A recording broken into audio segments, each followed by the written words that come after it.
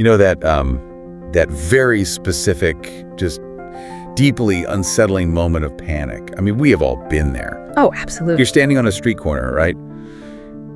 In a city you don't know at all, and the little blue dot on your phone's map is just like spinning wildly in circles. It's constantly recalibrating. Yeah, recalibrating over and over.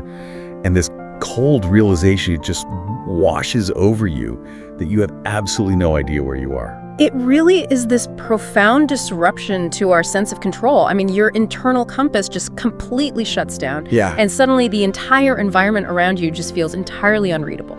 And the fascinating thing to me is like what most of us choose to do in that exact moment.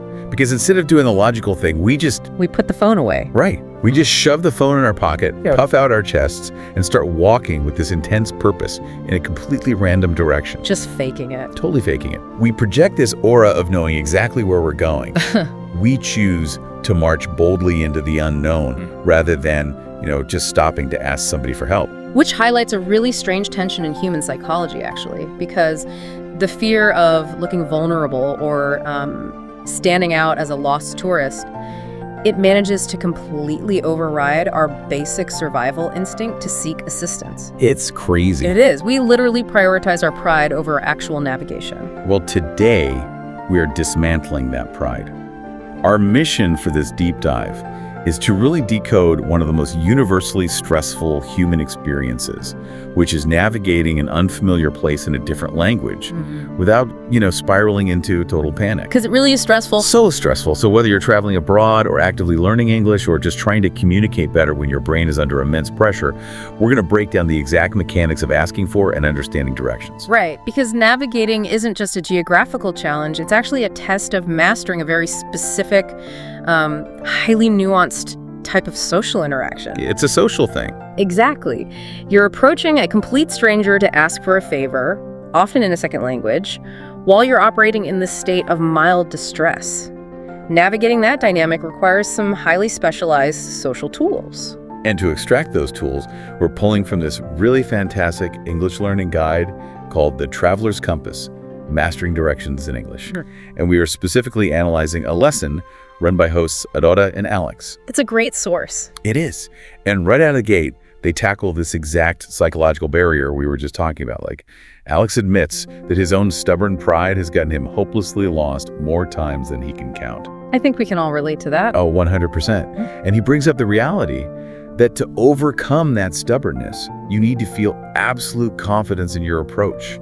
You have to know how to break the ice with a stranger without startling them. Well, the initial approach is really the most volatile part of the entire exchange, because before you can secure any useful geographical data, you have to successfully bridge the gap between two strangers in a public space. And that space is governed by a lot of unspoken social rules. Okay, let's unpack this. Because jumping right up to someone on the street and blurting out, like, where is the train station? Just a terrible strategy. Just awful. Otto points out that you need a polite opener, right? A buffer. Yeah. You need to initiate with something like, excuse me, could you help me with something? Or, excuse me, do you know where the train station is? Yeah, if you think about the sociology of public space, everyone is walking around in a kind of, urban armor. Urban armor, I like that. Right, they're wrapped up in their daily commute or their own internal monologue. So when you suddenly demand a location without a buffer, you are aggressively shattering that armor. It actually registers as a threat to the brain. Yeah, it makes me think of like knocking on a door. Oh, that's a good analogy. Thanks. Yeah, using the phrase, excuse me, is basically a verbal knock. It announces your presence and politely asks for permission before you cross the threshold into someone's personal bubble. Exactly. But let's be realistic about human nature for a second here. Let's say you're visibly panicked. Your phone is dead, it's getting dark, and you are incredibly stressed. Doesn't the urgency of the situation kind of excuse the lack of a pleasantry? You'd think so, right? Yeah. I feel like if I'm in full panic mode, the pleasantries just go out the window and I just need the information immediately. I don't have time for a verbal knock. But the irony is that, sociologically speaking, your high level of urgency actually makes that polite buffer substantially more important. Right, really? Why? Because when you approach someone in a state of panic, your energy is frantic. If you just bark out a question with that kind of intense, erratic energy, the stranger's natural human reflex is entirely defensive. Oh, I guess that makes sense. They're going to recoil. They might even just ignore you and keep walking because their brain has flagged the interaction as unsafe. So you're coming in way too hot, and their system just rejects the interaction completely. Precisely. That verbal knock you mentioned, it does a massive amount of psychological heavy lifting. Right. The phrase, "excuse me," acts as a social shock absorber. It signals to the stranger, hey, I am fully aware that I'm breaking the unspoken rules of public space by interrupting your walk, and I'm apologizing for it. Wow, just 2 words do all that. Yes, it instantly transforms what feels like an aggressive ambush into a polite, manageable request. And Alex adds another variation in this lesson that I think plays into that beautifully. He suggests saying, sorry to bother you, but I'm a little lost. That's a powerful one. It is. Yeah. He highlights that people are actually overwhelmingly happy to help once you simply acknowledge the interruption. Because it completely shifts the power dynamic. Yeah. By admitting you're lost and saying sorry to bother you, you are displaying vulnerability. Instead of, demanding information, you're extending an invitation for empathy. And people respond well to that. Very well. That vulnerability triggers a deeply ingrained cooperative response in most human beings. We are just wired to help someone who politely admits they're in trouble. So, okay, you've used your social shock absorber, you knocked on the door, you disarmed the stranger, and you asked your question. The ice is broken. That's one complete. Right. But now you crash right into the next massive hurdle, which is processing the answer.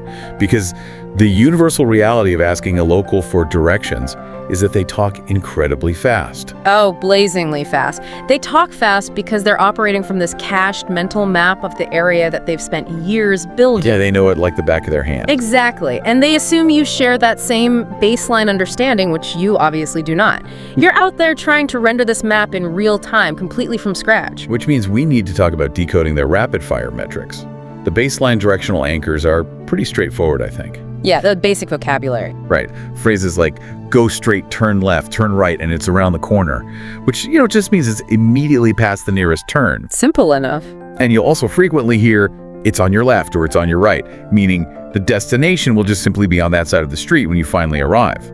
Those foundational commands are usually easy enough to catch. Sure. The real danger for anyone trying to navigate doesn't lie in the structural directions.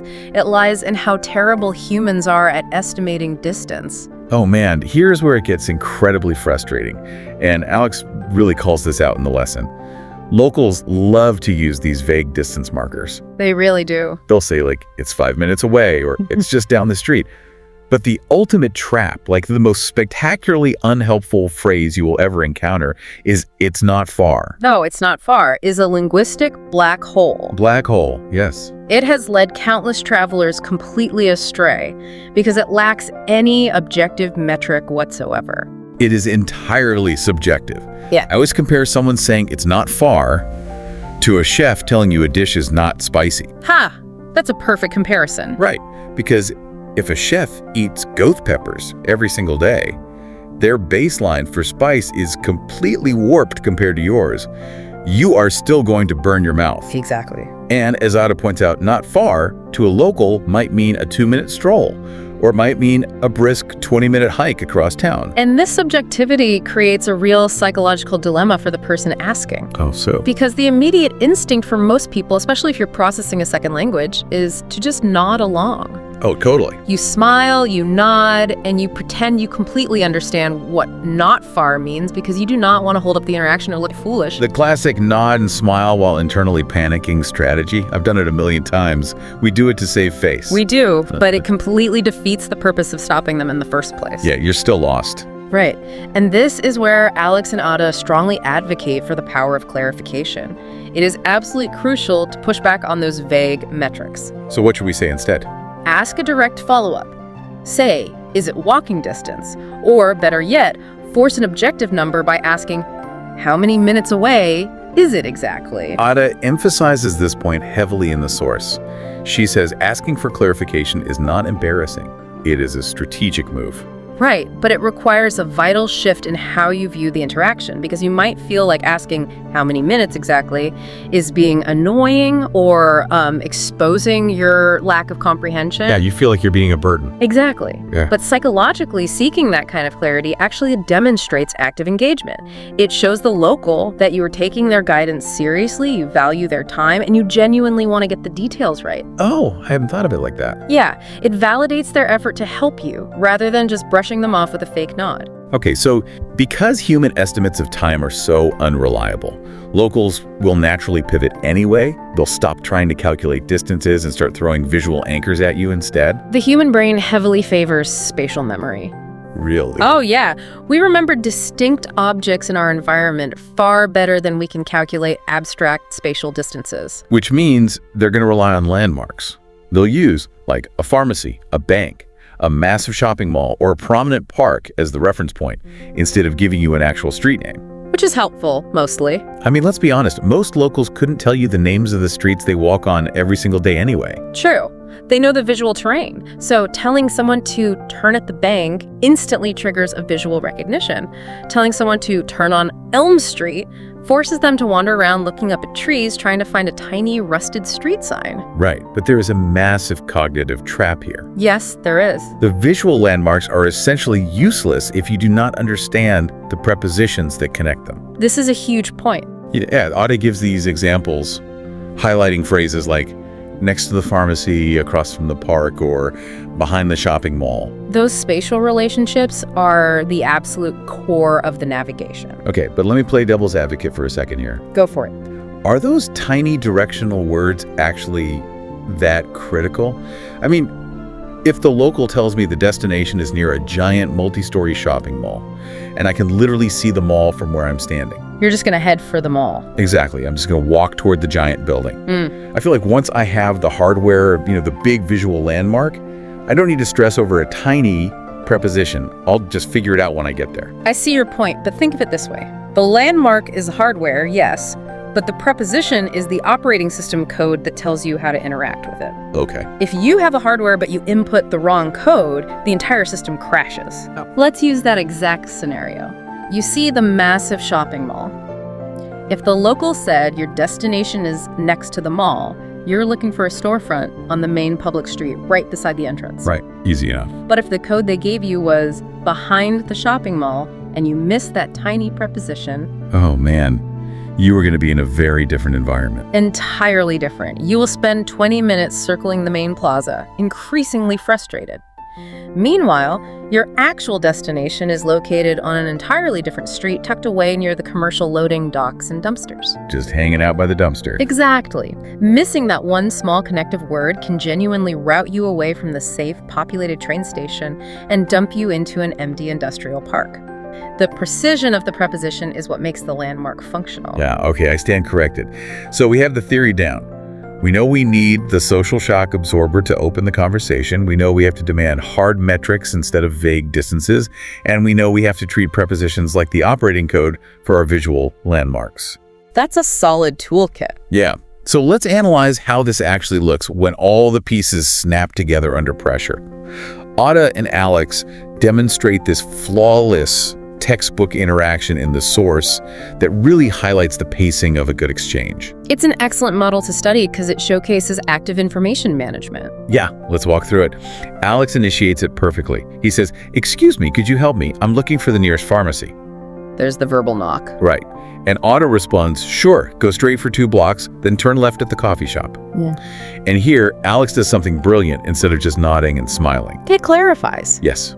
He repeats the core instruction back to secure it in his memory, and then immediately targets the vague distance. He says, "Okay, straight, then left at the coffee shop. Is it far?" He's chunking the data. Chunking. Yeah, he secures the immediate actionable steps, straight and left, before he worries about the final destination. Ah, that makes sense. So then Aude answers, "Not really, it's about 5 minutes. It's right across from the bank." She gives him the hard metric and the preposition. Exactly. Alex confirms, "Perfect. Thank you so much." They part ways. The entire exchange is just totally frictionless. It's textbook. He used the polite buffer. He got his visual hardware, the coffee shop and Yeah. the bank. He pushed for an objective time metric and got 5 minutes.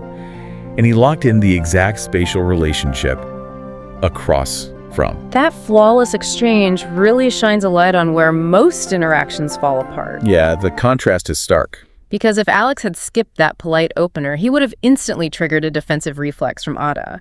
If he had just accepted, not really, instead of forcing the 5-minute metric. He would have stepped right into the not far trap, wandering endlessly. Precisely. And it also highlights the most common, and frankly my favorite, cognitive short circuit that Ada and Alex bring up in the guide, which is mixing up left and right under pressure. Oh, which happens to absolutely everyone, by the way, including native speakers navigating their own hometowns. Which is such a massive relief to hear. But why does that happen? Why do we suddenly forget our left from our right the second we ask a stranger for help?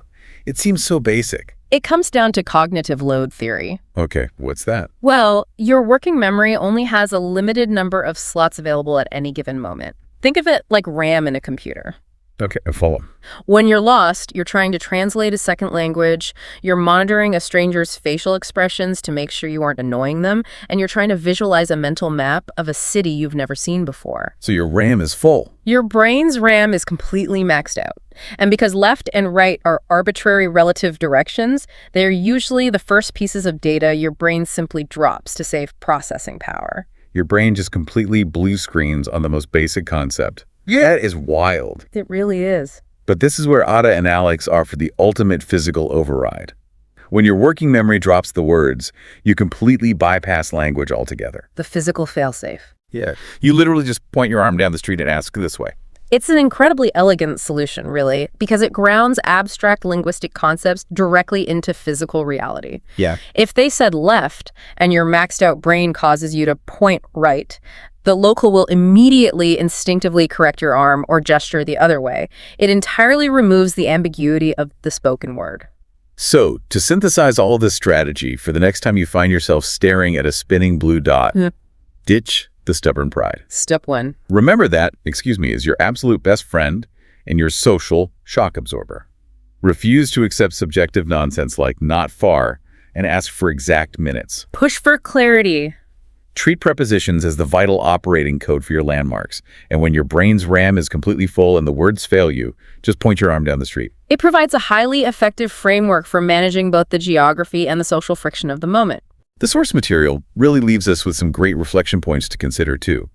Think about the last time you were genuinely, completely lost in a new place. How did you react? It's a good question. Did you use these polite buffers? Or did the panic take over and cause you to just blurt out demands? Because analyzing your own default reactions is really the first step to overriding them next time. And as you reflect on those moments of being lost, consider the deeper layer of what is actually happening during these interactions. What do you mean? Well, we spend an immense amount of time obsessing over the mechanics, right?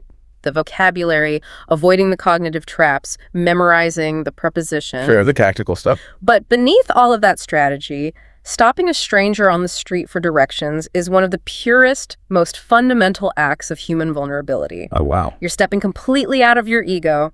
You are admitting you're entirely unmoored in their environment, and you're trusting that a complete stranger will pause the momentum of their own life to use their local knowledge to guide you safely on your way. That's beautifully put. The vocabulary and the grammar are ultimately just the tools we use to unlock that profound moment of shared human trust. That completely reframes the whole experience for me. Yeah. The next time I'm lost, I will try to remember, I am not just looking for a train station, I am actively engaging in human cooperation. It makes it a lot less scary. It really does.